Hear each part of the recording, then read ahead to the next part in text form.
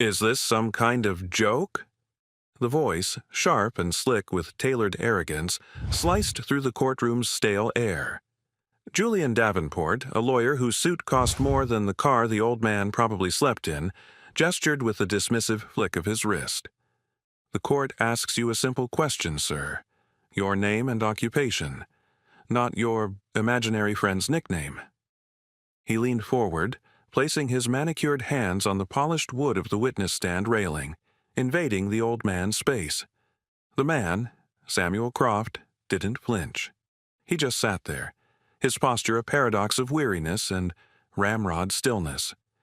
His jacket was a faded olive drab, frayed at the cuffs, and his hands resting calmly on his lap were a road map of scars and calluses. He looked like a piece of driftwood, washed up by a hostile tide, out of place and ignored. "My name is Samuel Croft," he said, his voice a low, gravelly rumble, like stones turning over in a slow river. "I don't have an occupation, and it wasn't a nickname." Davenport smirked, turning to the jury with a look that said, "See what I'm dealing with." "Oh, my apologies, a call sign, was it?" "Phantom Hawk." "Tell me, Mr. Croft, is that from a movie you saw? A comic book, perhaps?" The jury shifted uncomfortably. A few of them chuckled nervously, following the lawyer's lead. The judge, a weary woman named Peterson, sighed audibly, tapping her pen on her notepad. This was a simple traffic incident, a fender bender at a downtown intersection, and Samuel Croft was the only witness. Davenport, defending a wealthy client, was determined to paint him as an unreliable, possibly senile transient to get the case thrown out. "It was a name I was given," Samuel said, his gaze fixed on a point somewhere beyond the back wall of the courtroom. "A long time ago, in a different place." Davenport pounced. "A different place? You mean like a fantasy world? A place where old men who can't remember what they had for breakfast are given heroic names?" The cruelty was performative, designed to shatter the old man's composure. But Samuel didn't shatter. He just sat there, his breathing slow and even, his eyes holding a depth of stillness that felt ancient and profound. He seemed less like he was being interrogated and more like he was observing a mildly interesting, if predictable, weather pattern. From his position by the courtroom door, Bailiff Marcus Cole watched the exchange with a growing knot in his stomach. He'd been a Marine for 12 years, 2 tours in Fallujah, and his eyes were trained to see things civilians missed. He saw them now. He saw the way Samuel Croft sat, not slumped like a vagrant, but with an economy of motion, his back straight, his weight perfectly centered. It was the posture of a man who had spent a lifetime in a state of readiness, a posture so deeply ingrained it had survived whatever hardships had befallen him since. Cole's eyes drifted to the old man's hands. They weren't shaking. They were perfectly still, the fingers relaxed but not limp. They were the hands of a man who knew how to control every muscle, every nerve. Then he saw the tattoo. It was on the inside of Croft's left wrist, mostly hidden by the frayed cuff of his jacket. Just a sliver of faded blue-black ink was visible. But Cole recognized the shape. It was the ghost of a crest, a stylized wing interwoven with a downward-pointing dagger. It was the insignia of a unit that officially didn't exist, a unit whispered about in hushed tones in forward operating bases, a ghost story for new recruits. The kind of unit whose operational records were buried under a mountain of black ink and national security classifications. Cole felt a cold prickle run down his spine. He'd seen that crest once before, in a classified briefing document he wasn't supposed to have seen. It was part of a file on a series of operations so sensitive they were referred to only by code words. And then the lawyer had said the call sign again, dripping with sarcasm. Phantom Hawk. The name echoed in Cole's mind, connecting a circuit that had been dormant for years. It wasn't just a call sign. It was the call sign. A legend. a myth from the shadowy world of special operations. The name belonged to an operator who was more ghost than man, a figure credited with missions that had altered the course of conflicts, all while leaving no trace. The kind of man who was never supposed to end up in a place like this. Davenport was still talking, his voice a smug drone. "So, Phantom Hawk, you claim you saw my client's vehicle run the red light. Yet you were standing nearly a block away. Your eyesight is good enough for that, is it? Or did your hawk eyes, forgive the pun, see it from your perch in the clouds?" He was enjoying this, playing to the jury, turning the old man into a caricature. But Samuel Croft's expression didn't change. It was a mask of serene indifference, the kind of calm that comes not from ignorance, but from having seen so much worse that this was nothing more than a minor annoyance like a buzzing fly. Marcus Cole knew he had to do something. This wasn't just disrespect, it was sacrilege.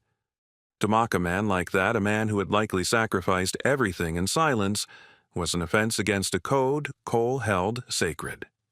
He scribbled a quick note on a small pad from his pocket. He kept it brief, his handwriting a neat, disciplined block script learned in the Corps. Judge Peterson, request a brief recess. Run the name Samuel Croft with the call sign Phantom Hawk through the DoD's secured database. Highest priority. Trust me. He folded the note twice, and during a pause as Davenport searched his briefcase for an exhibit, Cole moved with quiet efficiency. He walked past the prosecutor's table, and with a slight inclination of his head, placed the note discreetly on the corner of the judge's bench. "Judge," Peterson glanced at him, a flicker of annoyance in her eyes, then down at the note. She unfolded it, her eyes scanning the words. Her expression went from irritation to curiosity, then to a deep, furrowed concern. She looked from the note in her hand to the old man on the stand, then back to the note.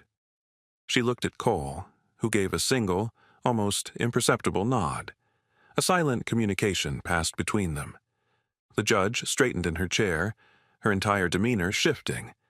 The weariness was gone, replaced by a sharp, focused authority. "Mr. Davenport," she said, her voice cutting through his self-satisfied monologue. "That will be enough for now. This court will take a 15-minute recess." Davenport looked up, startled. "But, Your Honor, I'm in the middle of my cross-examination. I believe I'm effectively demonstrating the witness's lack of credibility." Judge Peterson's gaze was like ice. "I am aware of what you are doing, Counselor. Recess is not a request." She banged the gavel once, the sharp crack echoing in the suddenly quiet room. 15 minutes. As the jury filed out and the courtroom began to empty, Judge Peterson gestured for Cole to approach the bench. "Bailiff, what is this?" she asked, her voice low, holding up the note. "Is this some kind of prank?" Cole stood at attention. "No, Your Honor, it is not. With all due respect, I believe that man on the stand is someone significant. The tattoo, the call sign, they're markers.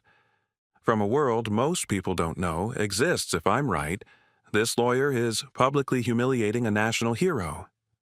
The judge studied Cole's face, seeing the unwavering seriousness in his eyes. She knew him to be a steady, reliable man. Not prone to flights of fancy, she made a decision. Picking up the phone on her bench, she made a call, not to the clerk's office, but to a private number she hadn't used in years. A direct line to a contact at the Pentagon she'd been given when she was first appointed to the bench for emergencies of a particular nature. "This is Judge Peterson, Superior Court," she said, her voice firm. "I have an urgent identity verification request. The name is Croft, Samuel. I also have a call sign, Phantom Hawk." There was a pause on the other end of the line. The silence stretched, thick with unspoken protocols. Cole watched as the judge's face paled slightly. "Yes," she said finally. "Yes, I understand the sensitivity. Please hold." She put her hand over the receiver and looked at Cole. "They're transferring me to a general." A few minutes later, the courtroom doors opened. The spectators and lawyers began to file back in, Davenport looking smug, assuming the judge had just needed a break. He shot a contemptuous glance at Samuel Croft, who had not moved from the witness stand, sitting in the empty room like a statue in a forgotten temple. The recess stretched past 15 minutes. It went to 20, then 30. The air in the courtroom grew thick with impatient murmuring. Davenport kept checking his watch, a theatrical display of his own importance. He was preparing his final verbal assault, the one that would completely dismantle the old man's testimony and secure his victory. He had no idea that his world was about to be dismantled instead. At the 40-minute mark, the main doors at the back of the courtroom swung open with authority. 2 men in crisp, dark suits entered first, their eyes scanning the room with a professional, unnerving intensity. They were followed by a man who commanded the space just by entering it. He was tall, ramrod straight in his late 50s, wearing the immaculate dress uniform of a United States Army general, his chest a formidable constellation of medals and ribbons. The murmuring in the courtroom died instantly, replaced by a stunned, collective silence. Every head turned to stare. The general's eyes, sharp and intelligent, swept over the room before landing on the witness stand.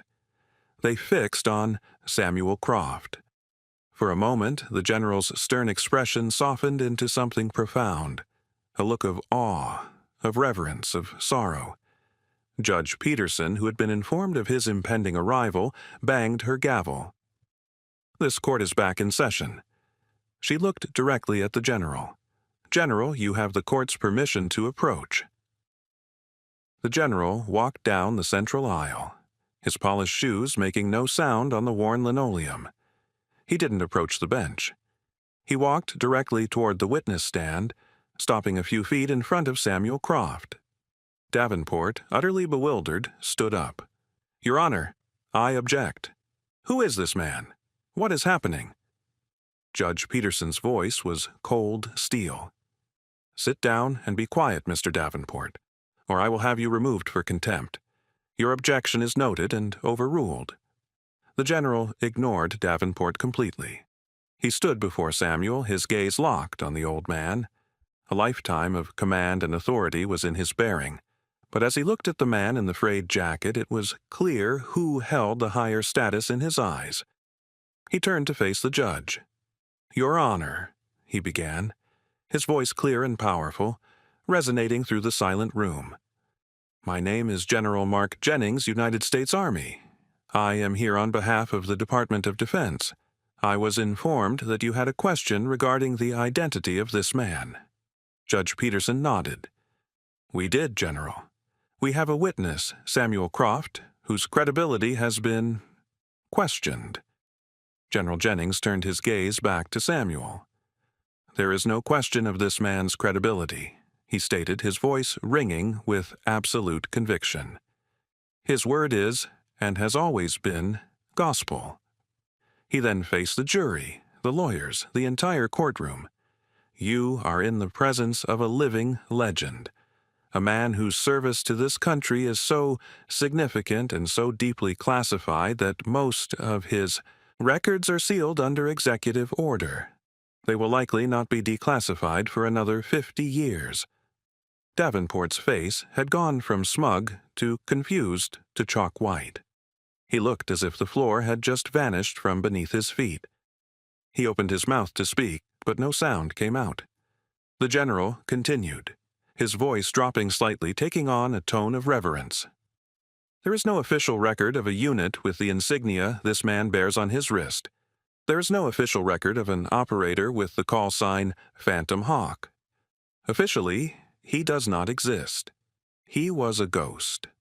A phantom who went into the darkest places on earth to do the impossible, to protect the freedoms that everyone in this room takes for granted."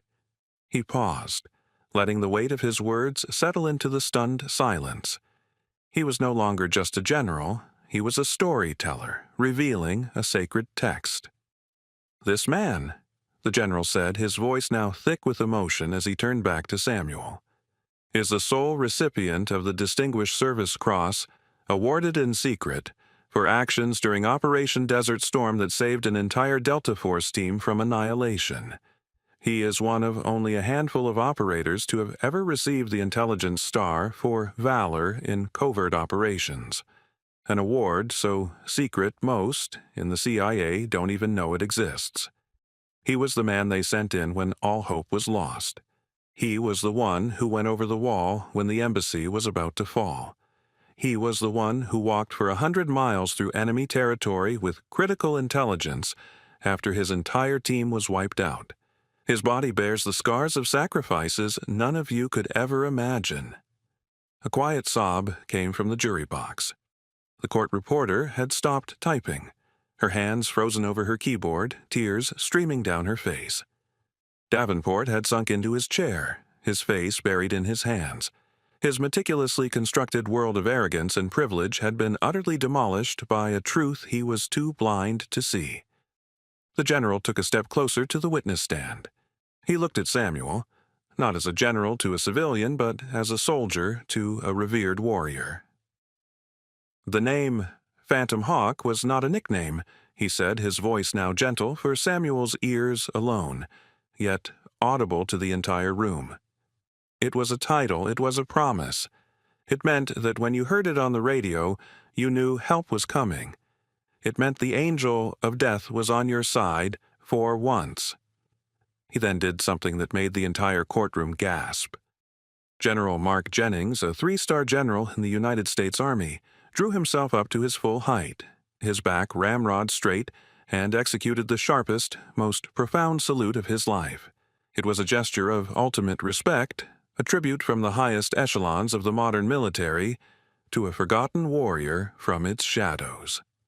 "Phantom Hawk," the general said, his voice cracking with emotion.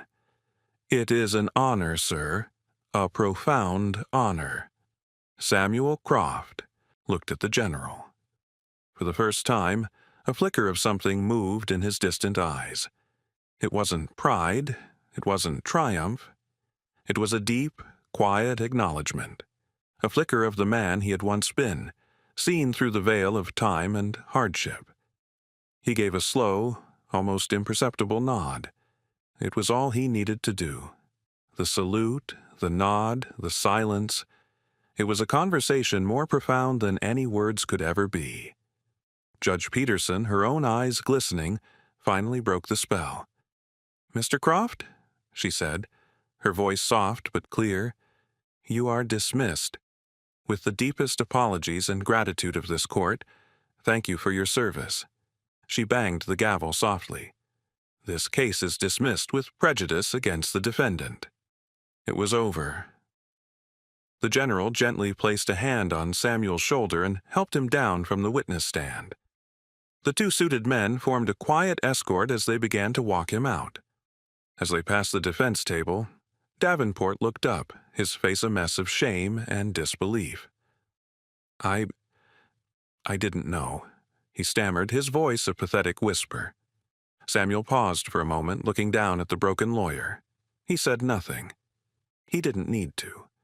His silence was more damning than any accusation. He just looked at him, and in that gaze, Davenport saw the full measure of his own pathetic ignorance. He saw the chasm between his own petty cruelty and the old man's immense, silent dignity. It was a judgment from which he would never recover. The small procession continued toward the back of the courtroom, past the rows of stunned spectators who were now slowly, uncertainly getting to their feet as if royalty were passing. As they reached the door, Bailiff Marcus Cole stepped forward. He looked at the general, who nodded in understanding. Cole then looked at Samuel Croft. He didn't salute. That was the general's right. Instead, he simply stood at attention and said in a low, respectful voice, "Sir, let me get you a cup of coffee. It's the least I can do." Samuel stopped and looked at Cole. He saw the Marine in him, the shared understanding that needed no explanation. He saw the respect that wasn't born of a sudden dramatic revelation, but from a deeper recognition of a fellow warrior. He gave another one of his slow nods. "I'd like that," he said, his voice still that low gravel. "Thank you, Sergeant." Cole's heart swelled. The old man had seen his rank, had known without being told. Of course he had. Phantom Hawk saw everything. The general smiled faintly. "He's in good hands," he told his escorts, who melted back toward the exit.